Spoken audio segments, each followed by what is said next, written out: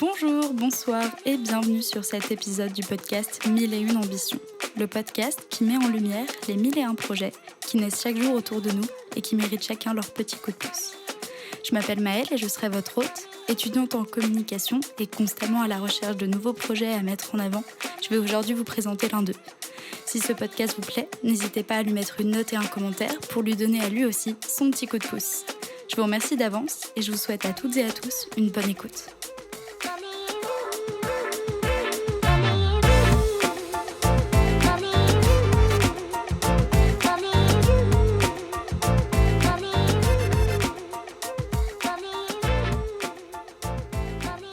Salut Hélène.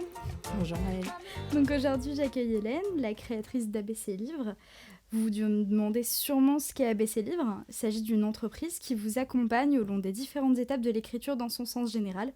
Pour cela, elle vous propose des ateliers d'écriture, mais aussi des conseils, notamment en rédaction, ou encore rédige pour vous des biographies. Un projet surprenant que j'ai eu le plaisir de découvrir et que j'espère je vais pouvoir mieux comprendre aujourd'hui en discutant avec Hélène. Et pour le moment, j'aimerais vous faire découvrir un peu plus qui est Hélène. Est-ce que pour commencer, tu pourrais te présenter aux personnes qui nous écoutent ? Oui, écoute, merci Maëlle déjà de m'avoir invitée aujourd'hui. Avec plaisir. Donc je suis Hélène Batio, ça fait 4 ans maintenant que j'ai créé ABC Livre. L'idée, tu l'as bien dit, c'était de proposer différents temps, aussi bien ponctuels avec les ateliers que plus longs, autour de l'écriture et de la lecture.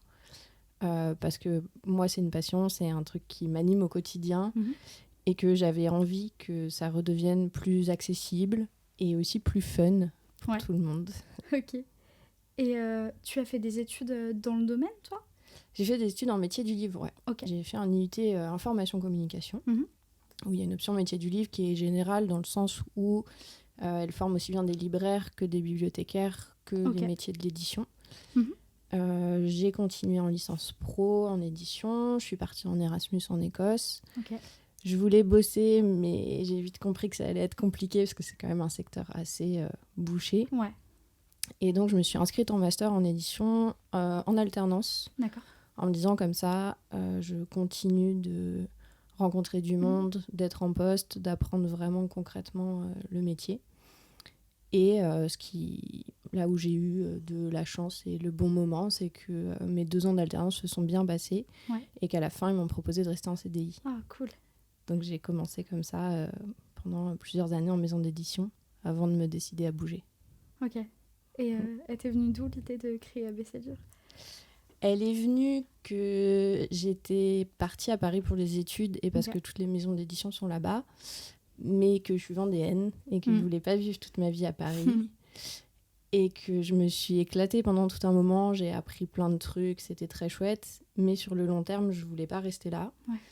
Dans mon poste, dans la boîte où j'étais bloquée, je commençais à tourner en rond. Si je postulais le même type de poste dans d'autres boîtes, j'allais très vite finir par faire encore la même chose. Et j'étais crevée, concrètement. À ce moment-là, j'en pouvais plus. Donc, j'ai décidé de partir. Ouais. Et à ce moment-là, je me suis dit, par contre, va falloir que tu trouves un truc que tu peux faire ailleurs. Clair. Et en l'occurrence, plutôt, va falloir le créer, vu que les postes dans ce type de structure-là n'existent quasiment pas, d'ailleurs. Donc ABC Livre est né comme ça, il va falloir que je crée un truc pour moi, et en revenant aux bases de pourquoi j'avais été dans cette direction au début. Donc je suis vraiment revenue à qu'est-ce que tu aimes dans le livre, qu'est-ce que tu as envie de partager, qu'est-ce que tu as appris qui peut être utile à d'autres. Carrément. Et donc je me suis dit, les ateliers d'écriture, je participais à certains. Je trouvais que c'était des moments très chouettes. J'avais envie d'y mettre ma patte et d'en proposer ailleurs. Donc j'ai cherché à me former pour pouvoir animer des groupes. Les biographies, on en avait fait une pour mon papy il y a des années. Et j'avais trouvé ça très chouette qu'on ait tous son histoire, qu'on en parle entre cousins, que lui soit aussi fier de le partager. Et je me suis dit, aujourd'hui, je suis capable de faire ça. Je peux aller voir des gens qui me racontent, que j'écrive. Et par ma formation, je peux mettre en page et imprimer et leur offrir pour leurs proches. Donc j'ai mixé tout ça. Ouais. J'ai entendu toutes les questions qu'on se pose souvent de comment on publie un livre, est-ce que c'est fini, comment je réécris, est-ce que j'ai le droit de faire ci ou est-ce que j'ai le droit de faire Ouais, ça. bien sûr. J'ai tout mélangé. J'ai décidé qu'il y aurait 3 activités qui feraient ABC. Et voilà. Parce qu'il fonctionne bien. Et du coup, ABC Livre, c'est ton activité principale aujourd'hui ? Ouais. Trop bien. Et il y a eu une petite passade avant que ce soit ton activité principale ou dès le départ Il y a eu... Moi, je suis partie en signant une rupture conventionnelle. Ok. Donc, je savais que j'avais 2 ans de chômage. Et je savais pas trop ce que j'allais faire. Donc, j'ai vraiment pris le temps d'y réfléchir. J'ai continué de faire des missions dans le réseau que j'avais dans la bande dessinée, sur des missions plutôt com. J'ai fait de la rédaction. Je ne me voyais pas me lancer sans apprendre la rédaction pour l'écriture biographique qui est quand même particulière. Mhm. Tout ce qui est confidentialité, mener un entretien, Ouais, tout ça. Pareil pour les ateliers. J'avais envie de faire une formation vraiment de comment on gère un groupe, qu'est-ce qu'on fait sortir, comment on réagit, etc. Donc les 2 premières années, j'étais en pleine construction, moi en train de mûrir mon truc, de faire un peu d'autres choses pour couper, me lancer ailleurs, de m'installer à Nantes aussi, de réaliser que j'étais plus salariée et qu'il fallait que je m'organise et que je pense en tant qu'indépendante. C'est pas le même mode de pensée. Voilà, donc ça a pris un moment de moi construire mon truc. Et là, ça fait vraiment 2 ans où je suis full ABC Livre, quoi. Trop bien. Ouais. Et cette passion du livre et de l'écriture, elle te vient d'où ? Il y a un gros truc de mimétisme. Mes parents, ils lisent pas mal et il y avait des bouquins à dispo. Alors moi, quand je dis livre, c'est vraiment très large. Souvent, quand je dis ça, on imagine mes parents super sérieux. Ils lisent plein de BD, ils lisent plein de polars, oui, ouais. même si dans certains milieux, c'est moins valorisé. Mais il y avait de l'objet livre partout. Et donc, j'avais ce réflexe-là aussi. Ça t'a poussé. Ouais, et je pense que ça m'a encouragée. L'anecdote drôle quand on y repense, c'est qu'au collège, moi, j'ai dit que je voulais être journaliste. Okay. Et dans les trucs d'orientation, ils ont dit non, mais c'est un milieu super compliqué, faut que tu trouves un truc plus réaliste et tout.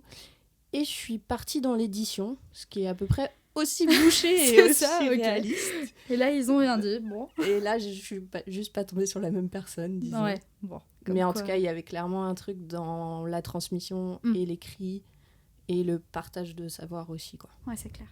J'ai vu que t'avais pas mal voyagé aussi. Est-ce que tu penses que tous ces voyages-là, ils ont influencé ou t'ont poussé aussi à te lancer dans ces milieux-là ou t'ont influencé ne serait-ce que dans la manière dont t'écris ou... Ouais, ça joue forcément. L'IUT que j'ai fait, c'était une formation super à La Roche-sur-Yon. Et il y avait, à la fin des 1 an et demi, on a un stage de 3 mois à faire. Okay. Et dans les promos d'avant, il y avait beaucoup de personnes qui partaient à l'étranger. Et clairement, ça me faisait rêver de voir qu'ils partaient dans plein de pays différents. Donc dès ce moment-là, j'ai cherché un stage que j'ai trouvé en Écosse. Okay. Et c'était une espèce de révélation, libération, parce que je partais de chez mes parents et j'allais direct dans un milieu totalement différent. Ouais, trop bien. Et à partir de là, t'as un déclic du voyage de en fait, je peux le faire et il y a encore plein de trucs à découvrir. Donc après, j'ai pas mal continué. L'avantage quand t'es à Paris, c'est qu'il y a plein de lignes directes. Et que même pour partir en train, tu peux aller rapidement dans plein d'autres pays. Et que, en fait, c'est des milliers d'histoires. Ouais, donc les pays, les gens que tu rencontres, tout ça, c'est comme lire des livres. C'est plein de gens qui viennent t'apporter plein de trucs. Et puis la culture, il n'y a rien de plus nourrissant que la culture d'un autre pays et une autre vision de voir des choses. Ouais. Et du coup, ABC Livre, c'est pour atelier, biographie, conseil. C'est ça. Elle t'est venue comment l'idée ? C'est juste en cherchant J'avais envie d'un truc un peu comme un sigle ou comme un acrostiche. Donc j'avais envie qu'il y ait des lettres et un deuxième niveau de lecture. Il fallait que ça soit quand même un peu général parce que c'est quand même 3 activités un peu différentes. Et j'avais ce truc de l'alphabet en tête, donc j'ai tourné autour. J'ai vu assez vite que atelier d'écriture biographie, ça marchait. Ouais. Et je me suis dit, allez, je mettrais conseil littéraire, je mettrais comme, je trouverais bien. Et au final, ça a marché comme ça. Ouais. Ok. Il n'y a qu'un seul détail par rapport à ça, c'est que quand je le dis, ou naturellement, tout le monde l'écrit au pluriel, livre. Ah. Et moi, j'ai écrit au singulier. Et du coup, depuis, je me dis qu'il faudrait peut-être le... c'est un truc auquel j'avais pas du tout pensé. Non, moi, c'est au début, en fait, pour en avoir discuté avec d'autres personnes, Le ABC, au début, on ne faisait pas en fait la transcription sur le deuxième. Et au début, j'avais noté dans mes fiches, quand on a commencé à se contacter, ABCD. Je sais pas pourquoi. Et j'étais partie là-dessus. À un moment donné, je fais ah, mais c'est pour ça, il y a les transcriptions dessus. Ouais. Est-ce que tu pourrais nous présenter le projet de ta manière à toi, comment tu le vois aujourd'hui ? Le projet, la démarche générale, c'est de rendre l'écriture et la lecture accessibles. Okay. Et après, il y a les 3 activités qui viennent soit sur des moments ponctuels, soit pour guider, accompagner les personnes à le faire, soit dans le cadre des biographies où elles me donnent la matière et là j'écris à leur place. Mais c'est vraiment les 3 axes qui tournent autour de cette idée de partage et d'accessible. Ok, trop bien. Ce que je te propose, c'est que pour que nos auditeurs puissent bien comprendre ton activité, c'est de parler un peu indépendamment des 3 grosses parties qui font ton projet. Et si on commence par les ateliers, d'où est-ce que ça t'est venu, l'idée de créer des ateliers d'écriture ? Parce que j'ai découvert à un moment en formation que ça existait déjà. On ne sait pas forcément que les ateliers d'écriture existent. Oui, bien sûr. Quand j'étais dans le milieu, il y en a eu. Et je me suis rendu compte que c'était une bulle créative assez folle, où il se passait des choses qu'on ne voit pas ailleurs, parce qu'on peut analyser des textes, on peut relire des trucs, on peut partager des livres. Mais là, c'est un temps dédié, en petits groupes, où il y a une personne qui anime et qui vient avec des textes supports, et c'est des textes qu'elle a aimés, donc il y a quelque chose de très chouette. Et elle a préparé des propositions d'écriture qui sont un peu décalées, qui sont des contraintes techniques. Et au début, on se demande un peu où ça va nous mener et ce qu'on fait là, en vrai. Et on a un peu peur. Et en fait, le fait de répondre à une contrainte, c'est un côté super libérateur. Ouais. On se retrouve à écrire des choses auxquelles on n'avait pas du tout pensé et à les partager ensemble et à créer des liens et à discuter là-dessus, à réfléchir aussi à quels sont les process, qu'est-ce qui se passe quand on écrit, qu'est-ce qu'on fait. Et ce temps-là, je trouve qu'on l'a peu ailleurs. C'est clair. Donc je me suis dit que mon tour, je pouvais reproduire ça pour d'autres personnes en fait. Oui, bien sûr. Et comment se déroule un atelier en fait ? Il y a une organisation spécifique ou c'est... Alors déjà, il y a à peu près autant d'ateliers d'écriture différents que d'animateurs, animatrices, parce que chacun va le faire à sa façon. Bien sûr. Il y en a qui ont des buts un peu, par exemple, apprendre à construire des personnages, un but très concret, très factuel. Moi, je suis plus dans des ateliers d'écriture qu'on appelle créatives, où on va être dans oser écrire, on va regarder le process autant que le résultat, on va s'amuser avec les mots. Et donc, mes ateliers, ils sont organisés de façon assez crescendo. On va commencer par des trucs très courts avec des listes, des mots en vrac, des trucs où on se vide la tête. Puis après, on va aller un peu plus loin dans les associations d'idées. Je vais amener des textes où je vais encourager à les construire plutôt tel type de phrase, etc. Et comme ça, on monte petit à petit. Et ce qui fait qu'en fait, on se retrouve à écrire sans même se rendre compte qu'on est déjà en train d'écrire. Et dès le début, on n'a plus ce truc de la page blanche parce qu'en fait, on a direct noté des trucs. Et on alterne, en fait, des consignes avec des temps assez courts. Vous avez 10 minutes pour écrire, donc vous n'avez pas trop le temps de réfléchir. Ouais. Et ensuite, on lit, on en parle ensemble et on passe à autre chose. Ce qui fait que les 2 heures, elles passent vite. Que s'il y a un truc qui nous plaît moins, de toute façon, il y a vite autre chose. Ouais.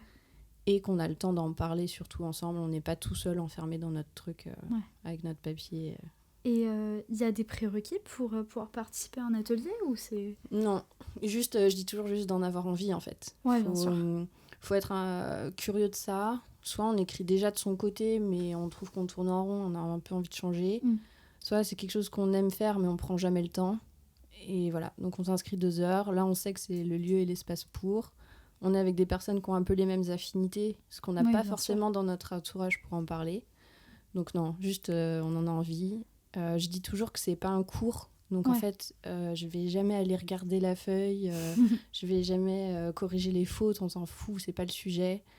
Je donne des propositions, mais je dis toujours qu'elles sont là pour être détournées. Donc si la personne elle a pas directement répondu, en fait on s'en fout tant qu'il y a un truc qui est sorti. c'est déjà... l'objectif, il est atteint, en fait. Ouais. Et les ateliers, ils se déroulent où? J'ai vu que tu faisais dans des cafés des fois. Est-ce que tu as des cafés partenaires ou tu le fais Alors, moi, j'aime beaucoup changer. Ouais. Et j'aime beaucoup aller dans des lieux qui sont pas forcément des lieux du livre. Ouais. Parce que j'essaye d'attirer des personnes qui osent pas trop passer la porte des lieux, bibliothèques, etc., marqués culturels.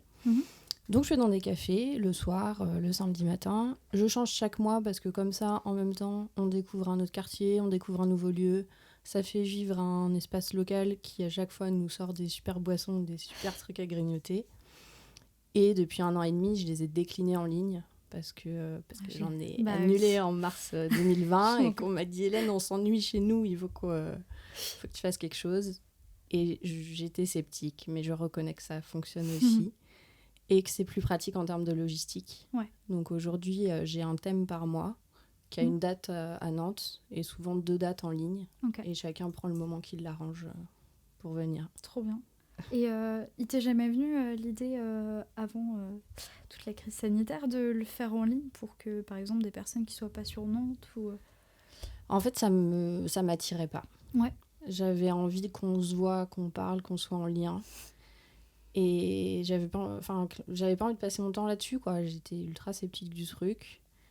Et pour t'exprimer à quel point j'étais peu convaincue, le premier que j'ai fait en ligne en avril, à la demande, je l'ai appelé le défouloir, l'atelier d'écriture, et on a inventé des gros mots, et on a insulté des trucs, et on a vidé toute notre mauvaise humeur. Voilà, j'en étais là dans ma conviction. Ok.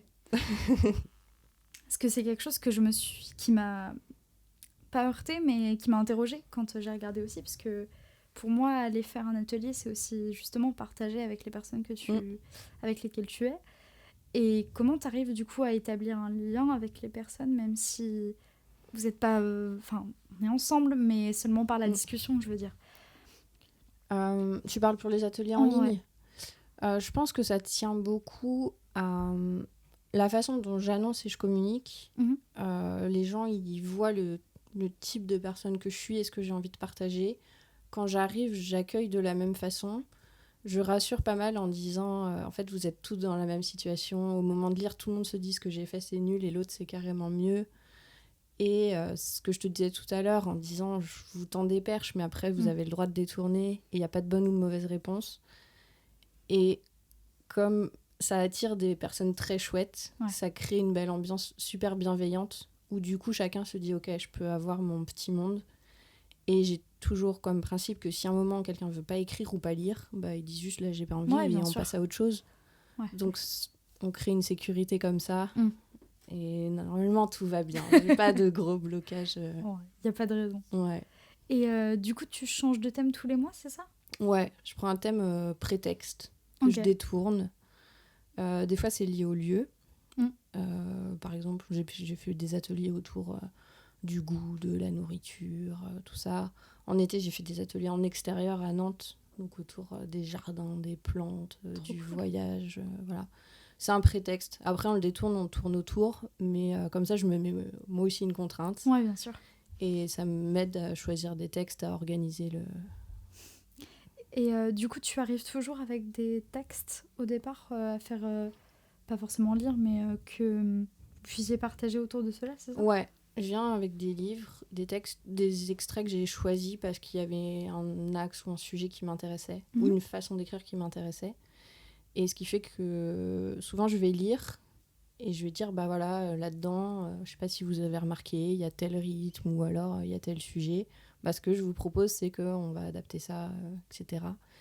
Ça, on se sent moins seul en fait. On a quelque chose sur quoi s'appuyer. Ça fait monter plein d'idées et plein de mots. Et comme ça, après, on rebondit ensemble dessus. Trop bien. Et est-ce que tu as une idée du type de public que tu reçois sur ces ateliers-là ou pas?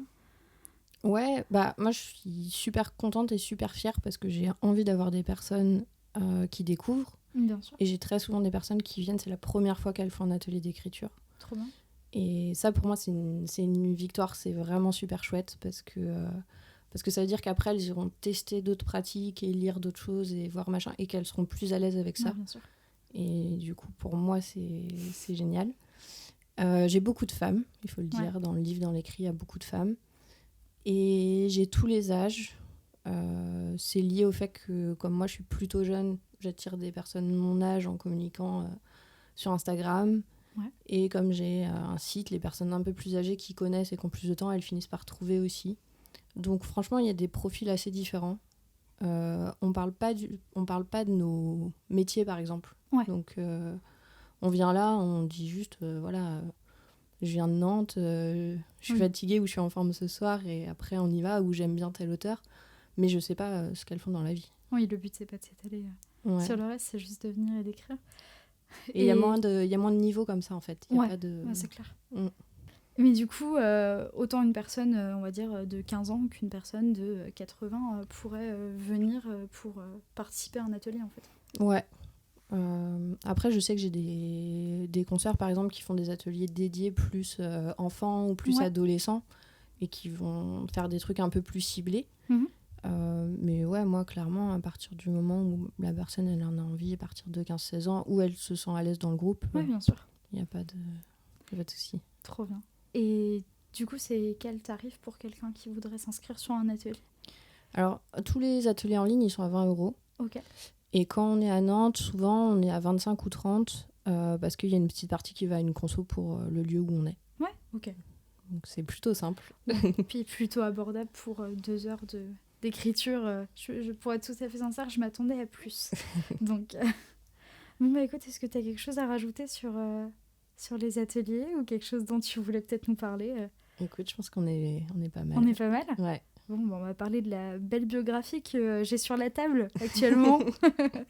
Donc, tu rédiges aussi des biographies pour certains de tes clients, c'est ça ? Et comment ça se passe ? Il suffit juste de te contacter et... Ouais. Alors, il y a deux grands types, je vais dire, de personnes biographiées.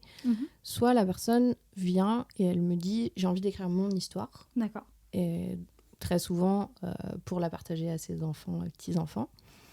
Soit c'est dans l'autre sens, c'est les enfants ou les petits-enfants qui disent « on voudrait l'histoire de papa, maman, papy, mamie, etc. » Là, ça crée un petit intermédiaire où en fait, je vais me caler avec eux sur le temps, la durée, le budget, qu'est-ce qu'ils veulent. Bien sûr. Et après, je vais voir la personne concernée.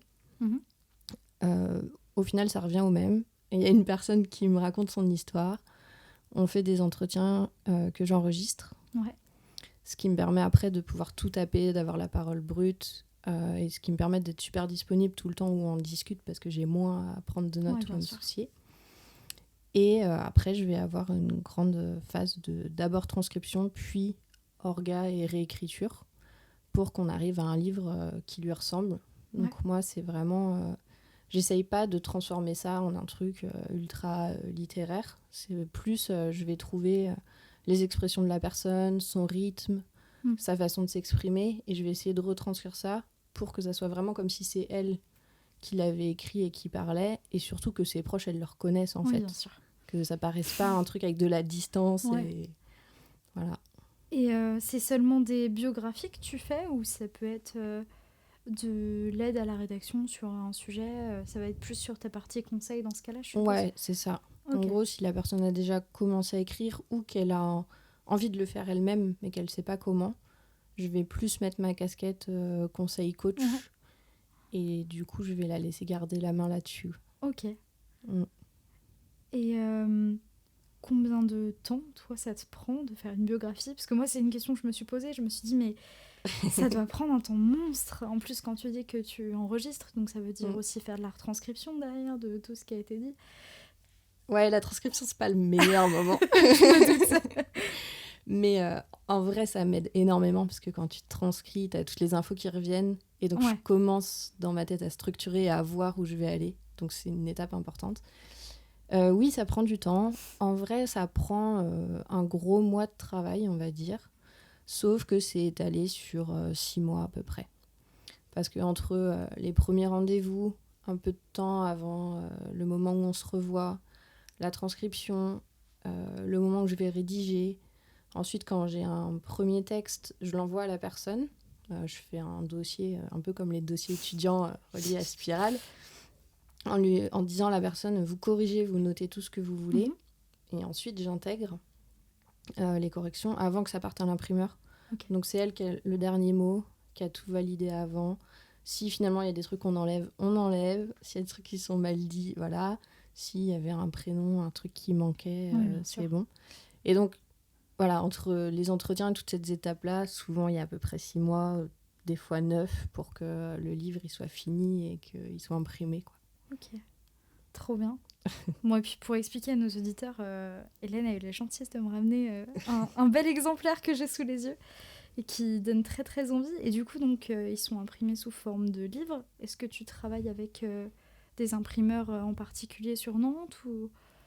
Oui, ouais. Surtout les derniers temps, là, j'avais envie que ce soit des personnes locales. Et j'avais envie de pouvoir aller les voir et dire, bah voilà, là, ça fait 120 pages ou ça fait 280, je prends plutôt quel papier. Mhm. Ou là, il y a des photos ou pas de photos. Ouais, Du coup, comment on imprime ça? bien sûr. Est-ce que je peux avoir une couve souple ou rigide ou machin?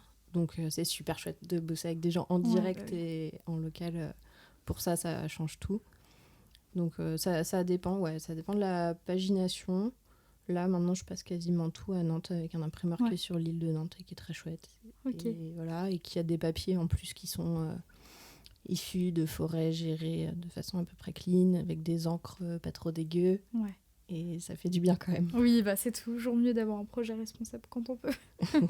Et du coup, c'est aussi un choix qu'on peut faire quand on vient vers toi, de dire moi j'aimerais plus avoir un livre très format roman ou ce Mm. genre de choses. Ouais, en fait, au début, j'ai toujours un premier rendez-vous qui est totalement sans engagement pour Mhm. qu'on se rencontre, que la Ouais. personne, elle voit si ça match, en fait, Ouais, bien si sûr. elle est prête à nous confier des trucs qui sont quand même souvent assez intimes. Bien sûr. Et elle me parle de l'idée qu'elle a en tête de son livre, en fait. Est-ce qu'il est plutôt grand? Est-ce qu'il est plutôt petit? Est-ce que, comme celui-ci, c'est pour une personne âgée, donc est-ce qu'il est écrit un peu plus gros pour que ça soit plus facile à Ouais, bien lire? sûr. Est-ce qu'elle a envie d'avoir plein de photos? Ou alors les peintures de sa nièce qu'elle voudrait placer à un moment? Voilà. Et du coup, on fait du sur-mesure en fonction. Moi, je fais un forfait qui comprend à peu près toutes les étapes et au moins 5 ou 10 exemplaires pour les proches. Ok. Et après, s'ils veulent en faire plus, je les mets en direct avec l'imprimeur et ils Ouais, peuvent bien en sûr. faire. Et du coup, quel tarif tu proposes pour ce genre de formule-là? Alors, pour une bio, je dis toujours qu'il faut compter à partir de 2 000 €. Ok. En gros, je fais des devis où la personne peut moduler, dans le sens où la majeure partie, c'est un tarif à l'heure d'entretien. Ok. Et donc, si la personne elle a un budget max, bah, on peut faire 6 heures d'entretien au lieu de 8. Ouais. Et ça permet aussi de s'adapter comme ça. S'il y a une famille qui arrive avec telle enveloppe, on peut faire ça. Donc, il y a les heures d'entretien qui sont comprises. Il y a le temps d'écriture, Ouais, correction, bien sûr. de mise en page et d'impression. Mhm. Comme ça permet qu'on sait dans quoi on s'engage dès le début Ouais, bien sûr. et qu'on va jusqu'à la fin, quoi. Que c'est pas un fichier PDF Ouais, bah, c'est sur une clair. clé. Mais trop bien. Et tu en fais beaucoup ou pas? C'est une question bête, mais en fait, c'est un métier, moi, biographe, que je ne connaissais pas du tout et que j'ai rencontré seulement en travaillant cette interview juste avant. Et comment dire? T'as beaucoup de demandes, tout simplement, sur... Alors, c'est un peu particulier parce qu'en fait, c'est un métier qu'on connaît pas forcément. Ouais. Et en même temps, c'est un vieux métier. À la base d'écrivains publics qui aidaient sur toute l'écriture, sur tout l'administratif, Ouais, bien sûr. qui petit à petit est parti vers d'autres activités. Et pour les biographies, je peux avoir des personnes, comme je disais tout à l'heure, qui viennent d'elles-mêmes. J'ai cette idée, je sais que ça existe, je veux le faire. Et puis concrètement, il y a des personnes, c'est parce qu'elles me rencontrent qu'elles découvrent que c'est possible et que plus tard, elles vont venir me le demander. J'ai fait peu de biographies dans le sens où j'ai pas envie de les enchaîner, j'ai pas envie de me mélanger entre plusieurs choses et j'ai les ateliers et le conseil qui rythment et qui équilibrent. Donc là, par exemple, cette année, je pense que je vais faire 4 biographies et en m'arrangeant pour qu'il y en ait une où je sois au tout début, une à l'écriture et une vers la fin dans la mise en page. Ouais. Comme ça, en fait, elles sont à des étapes différentes et moi, ça me permet d'avoir du temps et du cerveau disponible vraiment pour chacun, quoi. Oui, bien sûr. Donc théoriquement, on pourrait en faire 12 par an. Oui, mais... bien sûr, mais c'est pas le but, le but non plus. Bah écoute, trop bien. Moi, j'y réfléchirai, j'ai déjà quelques idées. Bon, et du coup, tu fais aussi du conseil. Ouais, je fais du conseil parce que, en fait, le milieu du livre, il reste quand même assez opaque si on n'est pas dans si on n'est pas dans ce secteur. On ne sait pas trop comment ça marche, pourquoi certains livres sont publiés, qui touche quoi, c'est quoi le métier d'éditeur, est-ce que tout le monde peut être en librairie, enfin, il y a des milliers de questions qu'on ne sait pas comment ça marche. Et qui, pour moi, c'est pas des informations qui doivent rester à Saint-Germain-des-Prés. C'est des trucs que tout le monde a le droit de savoir. Et en fait, concrètement, quand je parle de mon métier ou de mon expérience, j'avais beaucoup de questions. De moi, j'ai écrit ça, qu'est-ce que je peux en faire Et donc, petit à petit, je me suis mis à développer. Soit ponctuellement, la personne, elle réserve 1 heure avec moi et je réponds personnellement à toutes ces questions. Soit elle a un projet et on fait un format un peu suivi sur quelques mois. Franchement, ça s'adapte à chaque fois. Ouais, bien sûr. Ouais. C'est en fonction des besoins. Il y a des personnes qui ont commencé un texte qui sont bloquées. Ouais. Donc, on va travailler avec eux sur comment on peut les relancer, comment on peut reprendre, qu'est-ce qui bloque, etc. Il y a des personnes qui ont quasiment fini, qui veulent un regard extérieur. Ouais, bien sûr. Et aller voir vers la suite. Il y a plein de... C'est très chouette, franchement, ça s'articule, ça vient compléter un peu toutes les autres facettes. Et puis, je suppose que tu dois avoir autant... des profils très variés.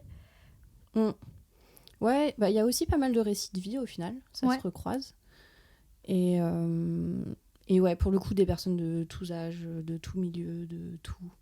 Est-ce que tu as aussi des entreprises, par exemple, qui te contactent pour les aider dans la rédaction de... Alors là, en ce moment, je commence à faire des biographies d'entreprise. Ok. Donc par exemple, pour un anniversaire, une boîte qui a 5 ans, elle a envie de poser ses valeurs, son parcours, etc. Donc c'est très proche, au final, d'un récit de vie particulier. Hein, c'est juste que c'est centré sur une boîte. Pour le conseil, pas trop.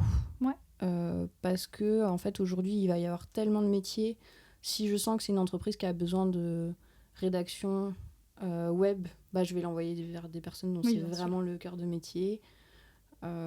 J'ai fait au tout début quelques pages qui suis-je pour des entrepreneurs ou des entreprises.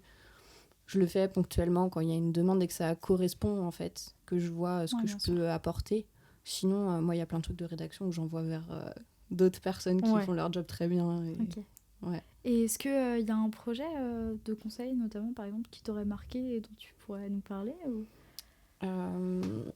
Ouais, il y a des projets... Je dis de conseil, mais ça peut aussi être sur les biographies.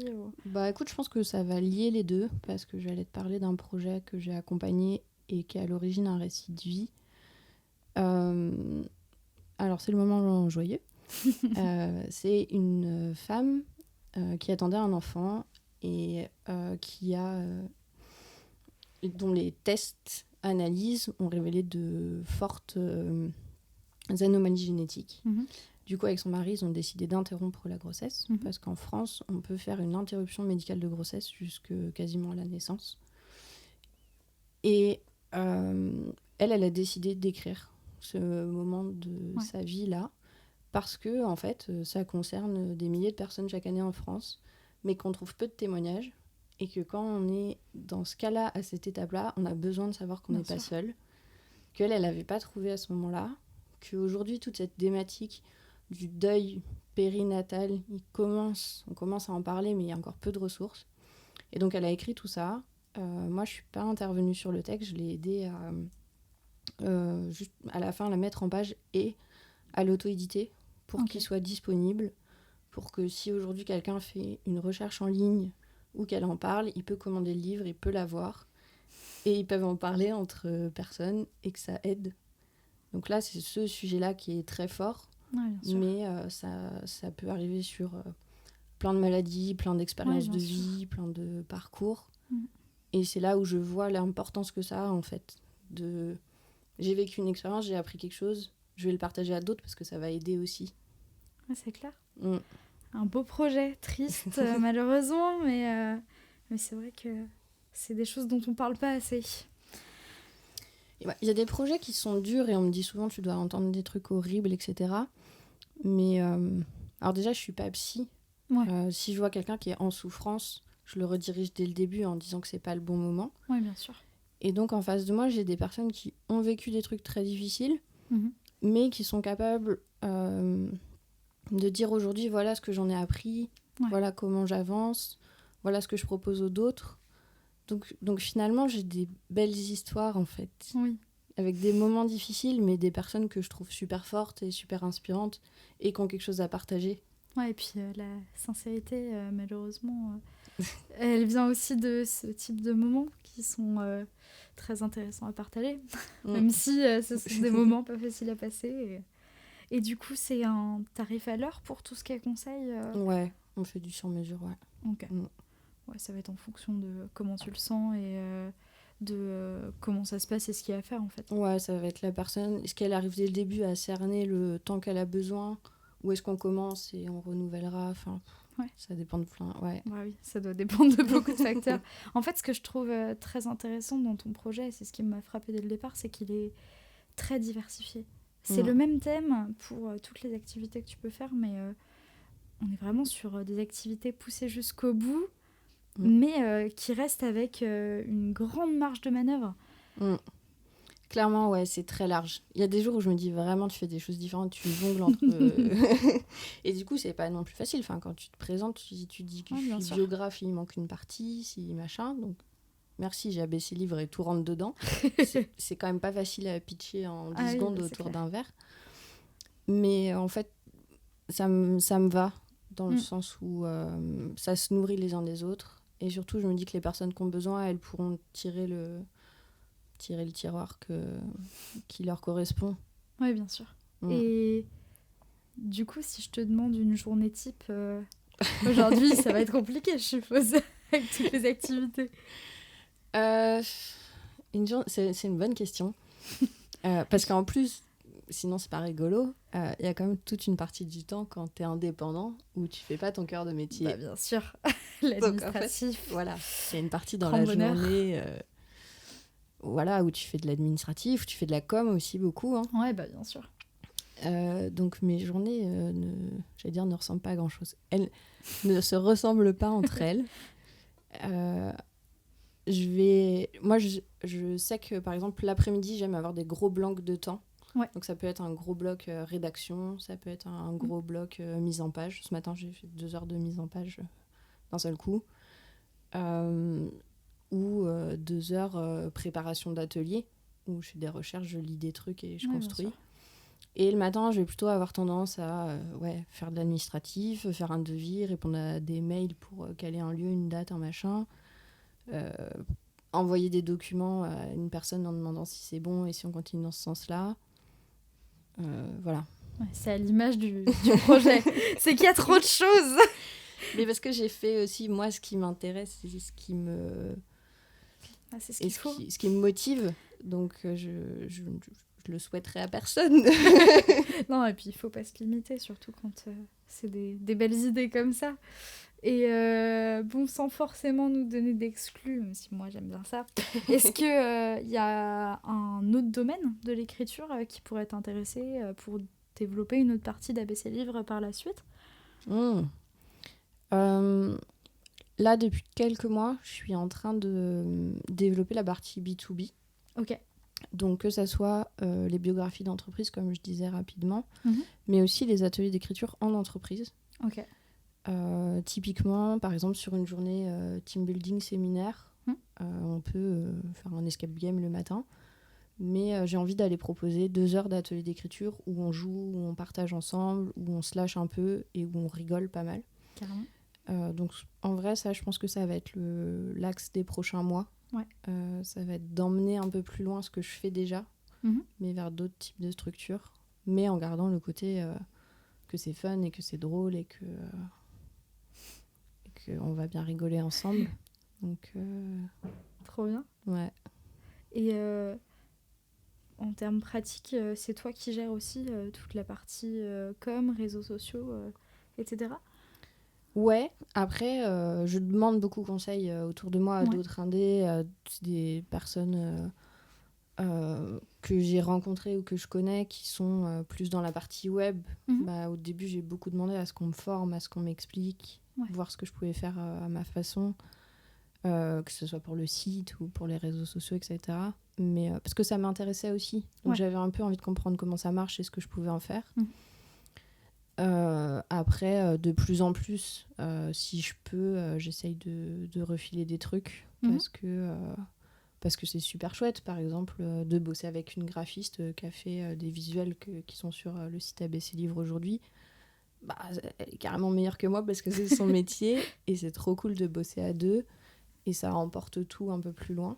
Ouais, bien sûr. Donc ça, je pense que c'est quelque chose qui se construit petit à petit où au début, je sais pas, réflexe, habitude, moyen, on se dit qu'il faut tout faire tout seul. Et puis à un moment, on réalise qu'en fait, pas du tout. On a tout à fait le droit de lâcher et que c'est très cool. Et puis au contraire, ça permet de partager les valeurs d'un projet et puis aussi de faire de belles rencontres.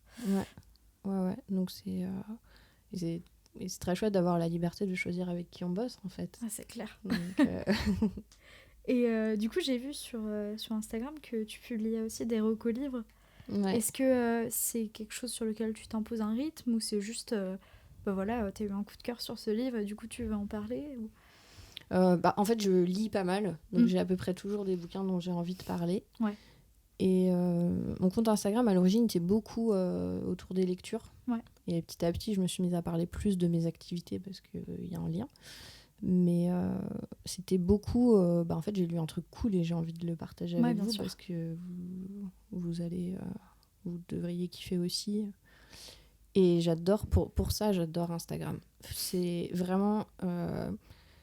tu découvres des gens qui ont des affinités avec toi et ils te recommandent des trucs que tu n'aurais pas découvert tout seul, bien mais sûr. que c'est super. Et c'est très très chouette. Et c'est pareil, c'est de montrer que on peut lire plein de trucs différents et que tout est autorisé. Ouais, c'est clair. Et voilà, donc j'ai pas un vrai rythme. Enfin, je poste sur Instagram 2 ou 3 fois par semaine. J'alterne des bouquins et des trucs autour de mon activité. Mhm. Mais je suis pas ultra Oui. calendrier éditorial à l'heure près. Et justement, tu fais aussi des défis d'écriture.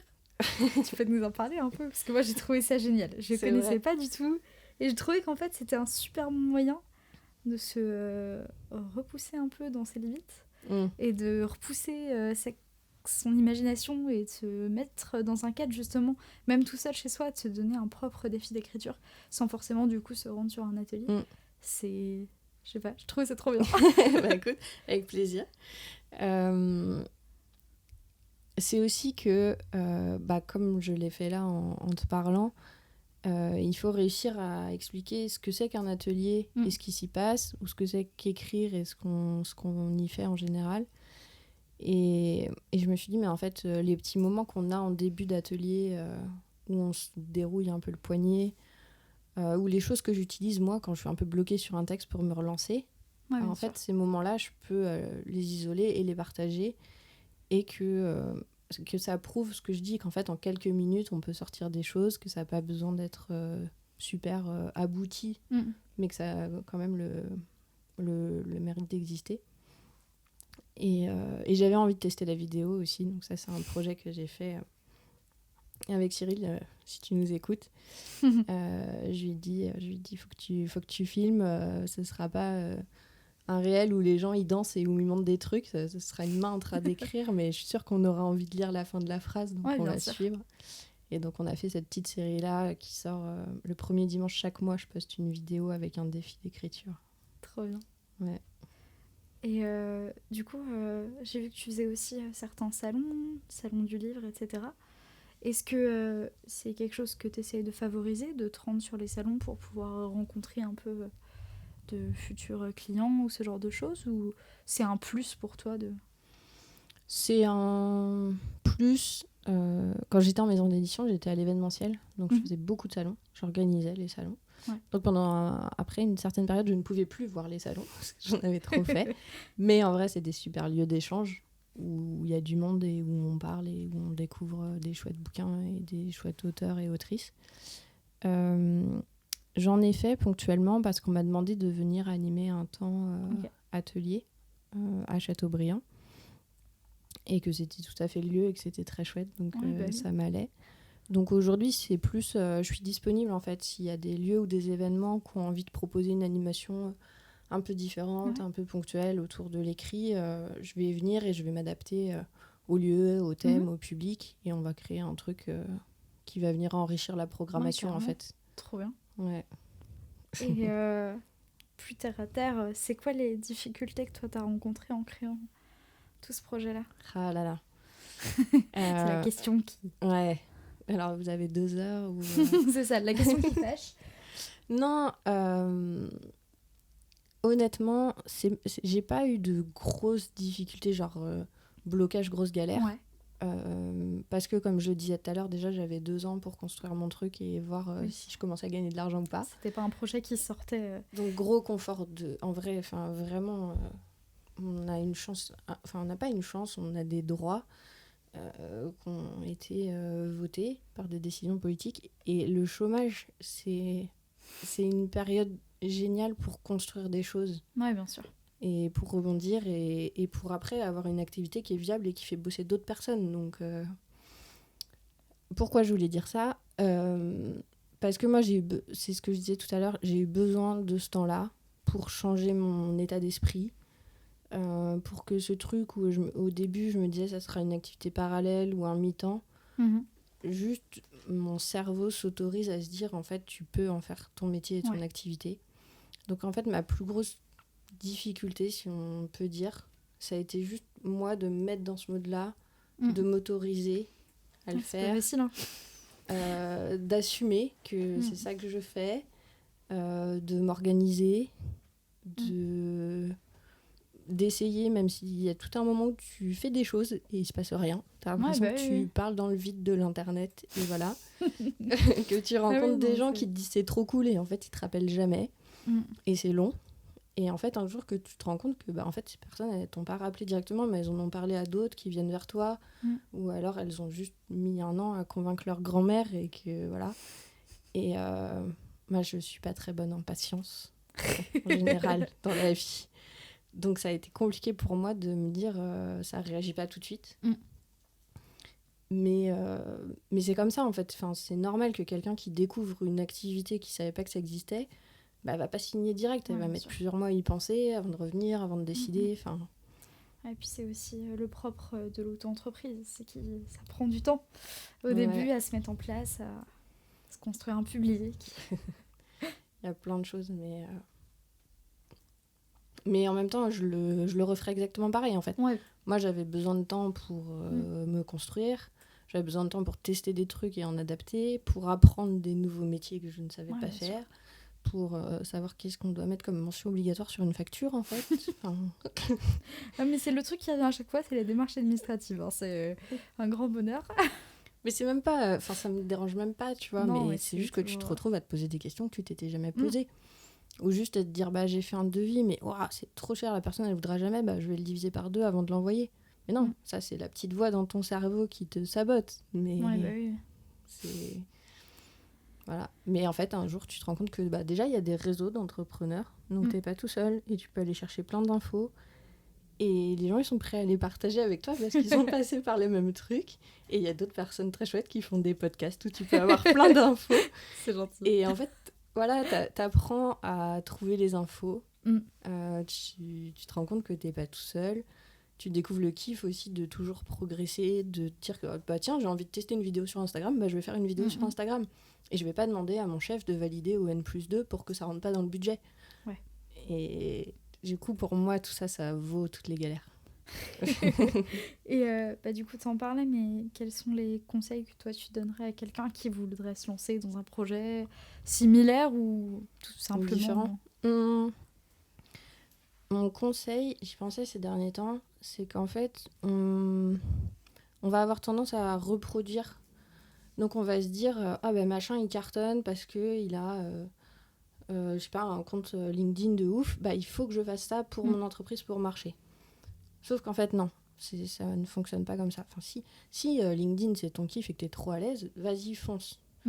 Mais en fait, y a d'abord un temps où tu vas devoir à fond réfléchir sur toi-même et te remettre en question et découvrir ce que tu veux vraiment et ce que tu veux pas du tout. Et aussi pour qui tu as envie de bosser et pour qui tu n'as pas envie de bosser. Surtout. Et à partir de là, tu vas décider que tu t'adresses aux personnes avec qui tu veux bosser.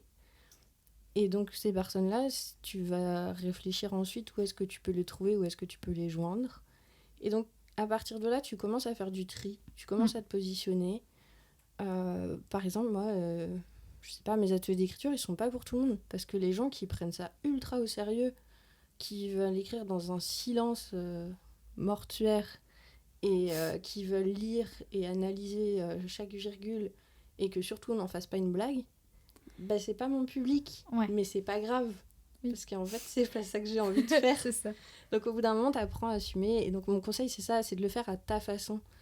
Même si t'as des trucs, t'as l'impression que c'est obligé d'avoir un compte machin, de faire des flyers parce que c'est ça, avoir une entreprise. Non, peut-être que toi, ce sera que du bouche à oreille avec ta voisine et avec ta boulangère. Et parce que ça te ressemble et parce que ça correspond à ce que tu fais. Et voilà, donc c'est de s'autoriser à le faire à sa façon. Et ça paraît un peu cliché, et en même temps un peu difficile. Mais... Aussi, mais non, c'est très bien expliqué. Donc moi, je trouve que c'est un très bon conseil. Bon, et alors, quelle est la suite concrète pour ABC Livre aujourd'hui ? Ah là là, bah écoute, partir en week-end ce soir. Ce sera déjà pas mal. Mais ouais, en vrai, c'est la fin d'année, c'est le moment où on regarde ce qui était cool cette année, ce qu'on a envie de continuer à faire. Et de commencer à se dire, voilà, dans tout ce que j'ai envie de faire, qu'est-ce que je me mets comme objectif au premier trimestre ? Qu'est-ce que j'ai vraiment envie de réaliser ? On en parlait déjà un peu tout à l'heure, j'ai une ligne qui se dégage. J'ai des livres qui sont en cours là et qui seront à l'imprimeur en janvier, et c'est trop chouette parce que je sais que je vais aller chercher, les offrir à ces familles-là, et que pour eux ça va être l'aboutissement de le voir concrètement. Ouais, c'est clair. Donc franchement, tant que je peux continuer comme ça... Bah, c'est ce qu'on te souhaite en tout cas. Et si nos auditeurs veulent te soutenir, où est-ce qu'ils peuvent te retrouver du coup ? Eh ben écoutez, tout est à ABC Livre, au singulier du coup, .com pour le site, ABC Livre sur Instagram, sur Facebook aussi. Puis site internet aussi, si j'ai bien suivi. Ouais, c'est ça. Bah nickel. Bon, bah pour terminer, moi j'ai 2 petites choses à te demander. Vas-y. Donc si tu avais une recommandation à faire, que ce soit donc un petit artisan ou un projet local qui te tient à cœur, et qui est-ce que tu aimerais pouvoir écouter à ce micro ? Y a un projet très chouette qui est né il y a 2 ans à Nantes, qui s'appelle Foglietto, qui a été créé par Emeline, que je te recommande. C'est de la papeterie et des accessoires de bureau. Et j'adore sa démarche parce que c'est pareil, c'est une passionnée.